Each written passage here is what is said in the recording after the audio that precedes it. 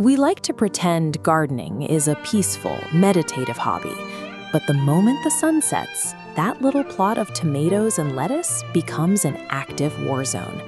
Every night, your territorial sovereignty is aggressively tested. Your primary adversary isn't some mindless pest. It's a highly organized syndicate of foraging rabbits, running calculated raids to strip your most valuable crops. You might try to defend your borders with a standard wire fence, but to this enemy, a physical barricade is often a minor inconvenience. They'll simply dig under it or squeeze right through the gaps. If you treat this conflict like a passive weekend activity, you guarantee your status as a helpless victim in a relentless turf war. That brings us to the bottom of the sovereign scale of deals. Level 7 is the humiliating victim approach, waking up to chewed stems, replanting the lettuce, and blindly hoping the thieves don't come back. Curious, analytical tone. To stop them, you have to understand what you're up against.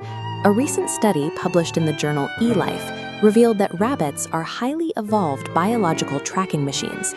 They operate on a dual sensor system. First, they keep their noses glued to the dirt.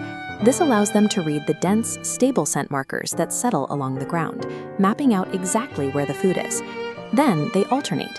You've probably seen a rabbit pause and rear up on its hind legs. They do this to catch the fast-moving, turbulent airborne scent plumes carried by the wind. Because these animals navigate via a three-dimensional chemical map, a two-dimensional physical wall provides no olfactory resistance. The rabbit follows a data stream that passes right through the wire, rendering the physical fence an incomplete defense. When fences fail, gardeners often escalate to level 4 on the scale, blunt physical retaliation. This usually involves setting primitive survival traps, like the figure 4 or the Paiute deadfall. The mechanics are simple: a delicate wooden trigger rigged to drop a flat rock weighing at least 5 times as much as the target prey. But setting one of these traps requires extreme biological discipline. Because of that highly evolved olfactory radar, you have to neutralize your own odor. You must aggressively scrub your hands in local mud and pungent pine needles to mask the oils on your skin before you even touch the wood. Even if you do everything perfectly, this strategy has a major limitation. The rock drops, and you've eliminated a single foot soldier. Meanwhile, the enemy population often has reinforcements waiting in the wings. Relying on physical force is an exhausting, losing game. You are treating a single symptom night after night, while completely ignoring the root cause of the invasion. To actually win this turf war, you must abandon physical barriers entirely and attack the enemy's greatest strength, their olfactory radar. This shift leads us to aromatic companion plants like sage and rosemary, the fixers of the garden. These aromatic plants act as biological transmitters, constantly releasing volatile chemical compounds like camphor into the surrounding air and soil. To a human, it smells like a pleasant kitchen, but to the incredibly sensitive nose of a mammalian scavenger, these dense compounds create a chaotic, overwhelming environment that functions like a cloud of irritant gas. This chemical fog specifically jams the rabbit's tracking system. When they drop their nose to the ground, they hit a wall of camphor.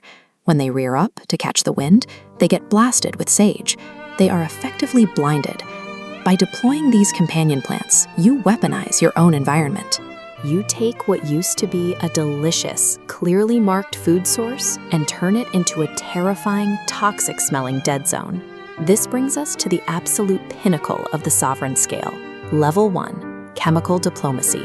If you want to send a message they will never forget, you initiate the forbidden negotiation. You walk to their base of operations, crush a single sage leaf to release the oils, and drop it straight down into the rabbit hole. This anatomical diagram shows what happens next. Concentrated volatile compounds rush the nasal cavity, physically colliding with and overloading the rodent's delicate olfactory receptors. The signal shoots into the brain, triggering severe disorientation and a hardwired biological imperative to abandon the area. This targeted act of chemical warfare makes the burrow uninhabitable. It is a bloodless assertion of territorial dominance that turns the enemy's home into a sensory nightmare. The next morning, the sun rises over a completely peaceful aftermath. The lettuce is intact, the tomatoes are untouched, and the garden functions perfectly. You aren't waking up to survey damage or reset a heavy rock.